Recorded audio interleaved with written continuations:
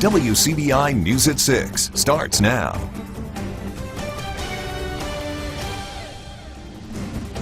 Thanks for joining us, everyone. A busy day for New Albany. Police officers hit the streets to arrest people indicted on drug-related charges. That's right. WCBI's Allie Martin joined law enforcement officers this morning and has more now from the roundup. This roundup of suspects began with a briefing at police headquarters. Then it was time to hit the streets. This is just another our effort to try to keep drugs out of the community. New Albany Police Chief Chris Robertson and investigators have worked these cases for the past 6 months. A grand jury recently indicted the 20 suspects, ranging in age from their early 20s to their mid-60s. Special Response Team officers Ashley Kidd and Kevin Johnson let me ride along as they made the arrests. Hello, Patricia. Patricia Gilbert and her son Chris were arrested at their New Albany apartment and eventually taken to the Union County Jail. As the suspects are being processed, officers are deciding which address they will hit next. The bonds have already been set, and most of these suspects are repeat offenders. The majority of your offenders here, they've been through this before. It's not their first time, and we've dealt with them before. Like I said, a lot of these type people, they go from place to place, and sometimes it is hard to catch up with them, but we'll get to them eventually. In fact, one suspect wasn't at a trailer park he's known to frequent or at his estranged wife's home. The Union County Sheriff's Office also helped. Deputies were able to track down Amanda Blackard, who lives outside the city.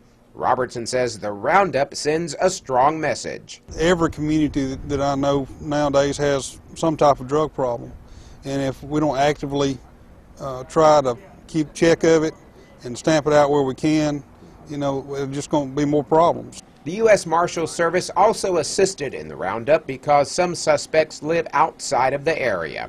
In New Albany, Allie Martin, WCBI News. And Allie tells us some of the people arrested today remain in the Union County Jail tonight.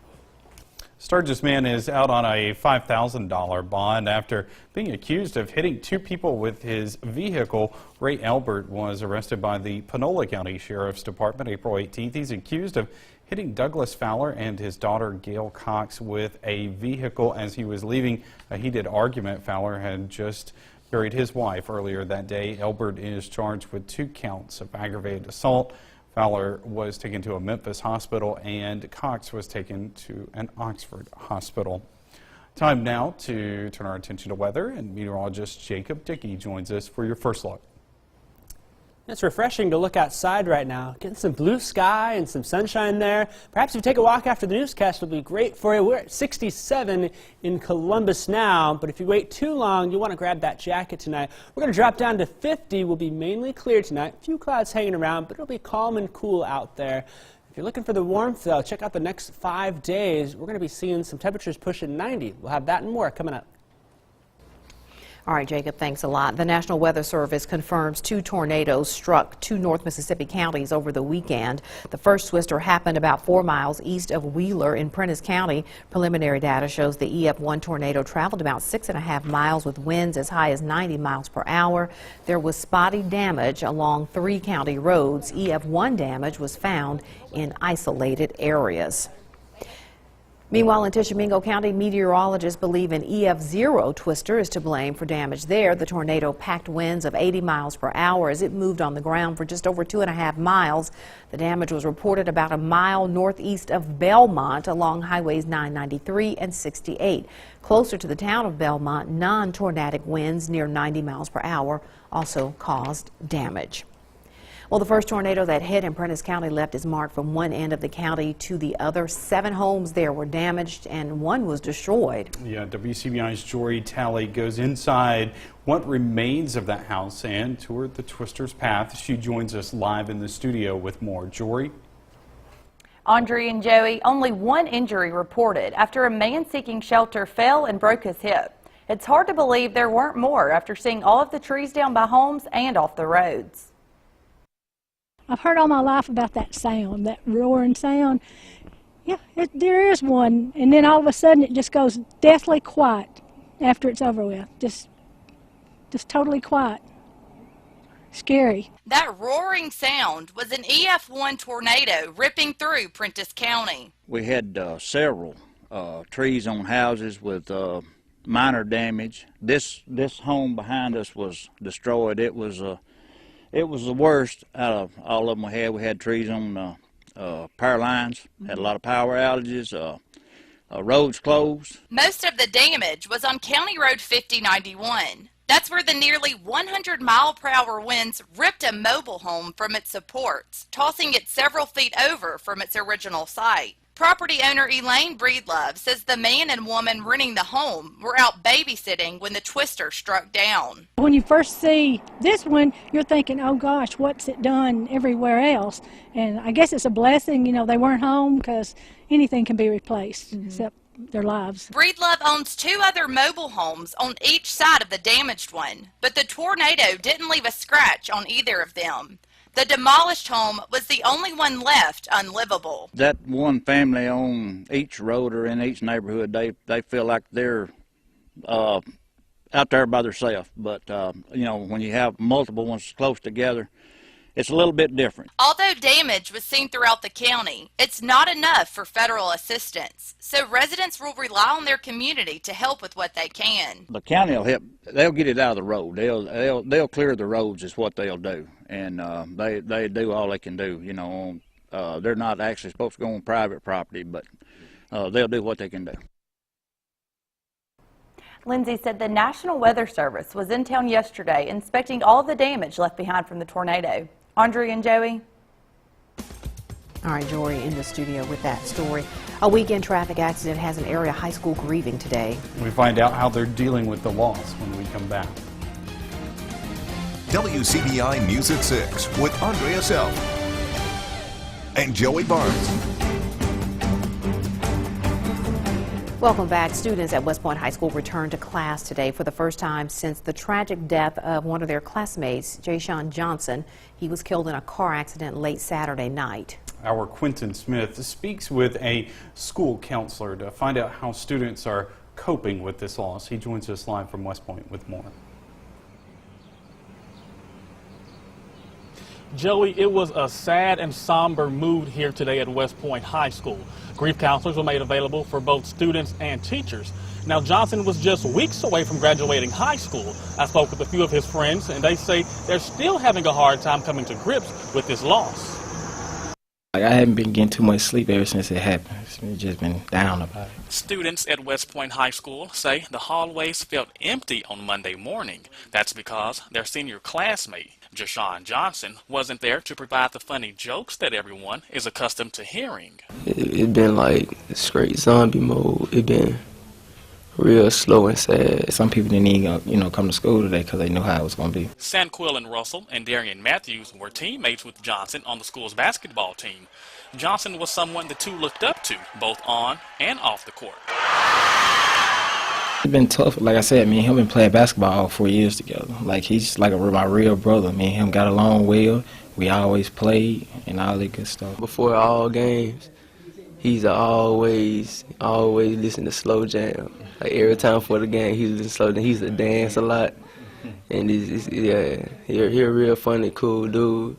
Like, you be mad at practice or something, he always gonna make you laugh. He always is. The loss is weighing heavy on the minds of everyone at school. The untimely death comes just as students are preparing for state testing. Pastors from the community as well as school counselors were made available for students and faculty members to help them cope with this loss and stay focused during this difficult time. But I know it's going to affect them. Especially those seniors, who are in his class. I know they're going to be distracted. So, we just try to be there for them and provide all the support that we can. Death is just something that young people don't think about as much as older people. It's kind of hard to explain, especially to young people, why something like this would happen. So it's important to listen to them, to find out, what's going through their heads and make sure that they don't have any misconceptions. Now, Johnson was also a father to a young son, and the 18-year-old had planned to sign with the military once he graduated from high school. For now, reporting live in West Point, Quentin Smith, WCBI News. It's been quite a weekend here. We've got some sunshine though today. That's making things quite nice. Strong storms do come back, and we have a hot and humid weekend. We'll have all of that and more after the break.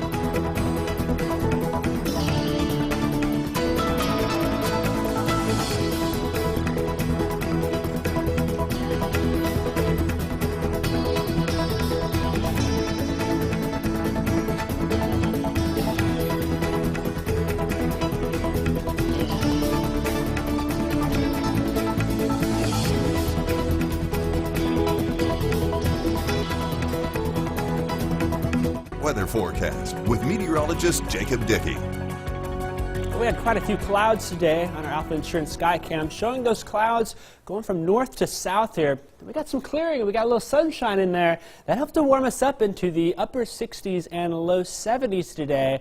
We're going to keep mostly clear skies through tonight. And the main reason we had these clouds is we've got that system that came through this weekend, and it's been really struggling to get out of here. We can see these clouds, this is through this afternoon, finally pushing off to our east. It's all been that low pressure. It's stationed now over the Carolinas and bringing in that moisture back behind it and funneling those clouds in our direction. And when it comes to this, though, we're going to have some clear skies for the rest of the evening and overnight through tomorrow. Currently, though, we're in the low 70s and upper 60s on the board. I think we'll stay about here for another hour or so before things start to drop off. And we're going to finish out in the low 50s and perhaps upper 40s tonight under a mostly clear sky. It'll be a little chilly. You might need to grab a sweater out there. As we head through overnight, we're going to get the winds. They're going to come out of the south by morning, and that's going to warm us up. It's also going to give us lots of sunshine and make it feel great outside. You want to spend the day outside if you can. Find a way, maybe take a walk or have lunch even outside. As we're heading to the 80s, we're going to be 82 in Tupelo. I think we'll get up to 83 in Columbus and in Starkville. West Alabama will also be warm with lots of sunshine. We're looking at 83 across the board there. Now, after the sunshine tomorrow, we do have our eyes on our next system that's going to move in our direction. This is going to approach us Wednesday night. We can see a line of showers and thunderstorms in Arkansas. This is going to push through late Wednesday night into early Thursday morning. I think it's possible we might wake up to a rumble of thunder in your neighborhood Thursday morning before we head off to work. But that's going to clear out by Thursday at lunchtime and leave us with mostly cloudy to clear skies as we go through the day. And that's going to finish up our Thursday as we head towards the weekend. As far as this system, I don't think we're going to see too much rainfall out of it. Most of that, again, Wednesday night and Thursday, maybe get a half inch here and there where we get a storm. I think most of us will stay dry. The main rain, I think the better chance is going to be towards the weekend there. Again, Thursday morning we get the storms, maybe an isolated shower storm on Friday and Saturday. And then we're going to be really humid as we head to Sunday, where we look at our next chance for some stronger storms before we get a cool down going towards Monday. We do get the humidity, though. We're going to see the dew points pushing 70. That's going to make Saturday feel really, really warm. And get that August-like weather with the humidity and the heat. All right, thanks a lot, Jacob. For Columbus Lady Falcons are not done just yet with their basketball careers. More from these student athletes. Big day coming up next in sports. WCDI Sports with Tom Ebel is brought to you by your local Ford dealers. Go further. SEC Commissioner Greg Sankey will recuse himself from the NCAA Committee on Infractions involving Ole Miss football. The Clarion Ledger reports Sankey cites his role as commissioner of the conference as the reason. The commissioner also stated he has recused himself previously from cases involving SEC teams. Women's soccer is returning to EMCC for the first time since 2009. The school has chosen Leon Powell to revive the program. Powell comes to EMCC with 9 years of coaching experience, his most recent stint leading Lamar School in Meridian to back-to-back MAIS girls soccer state championships. Powell says he's looking forward to the challenge of bringing the world's game back to EMCC. My goal is going into this year is just to build a brand, build a foundation, make it something that we will stand by, for the time I'm here. It's not say I'm coming to win a championship in my first year. It's coming to set foundation, to lay the pipe, to lay the steel, to lay the cement, lay the blocks, so we can achieve in the further years to come. EMCC Soccer will be holding a tryout for prospects at the Columbus Soccer Complex tomorrow and Thursday, starting at 1 p.m. on each day. For more information, go to our website, WCBI.com. 4 Columbus Lady Falcons basketball players are making their way to the next level in their hoops careers. Teammates Kaylin Wilson and Zaria Jenkins signed to join ICC. Brianna Green signs with EMCC, and Kennedy Stevens signs to join Fisk University Bulldogs in Nashville. Head coach Yvonne Hairston says she's really proud of all these girls who have been able to keep it up in the classroom and on the court. They bring leadership qualities. They're going to get it done in the classroom as well as on the floor. So we're excited. I know that the coaches that they're going to will be well impressed at what they're going to be able to do. Former Ole Miss All-American Raheem Lockhart returns to Oxford to become an assistant coach. Lockhart joins Andy Kennedy's staff after a successful stint at Jones Community College, leading the Bobcats to a 64-14 record in 3 years, all of those being tournament appearances. The 3-time All-American was one of the best to ever do it for the Rebels, leading the schools to its first ever NCAA Sweet 16 appearance. It's a big week for baseball for both the Bulldogs and the Rebels. Yet another showdown between the two for some Egg Bowl baseball coming up tomorrow in Pearl, Mississippi. Of course, Mississippi State swept Ole Miss and Swayze back in March. That was the first time they did that in over 30 years, but we got caught up in the Bulldogs' Final Four run in women's basketball.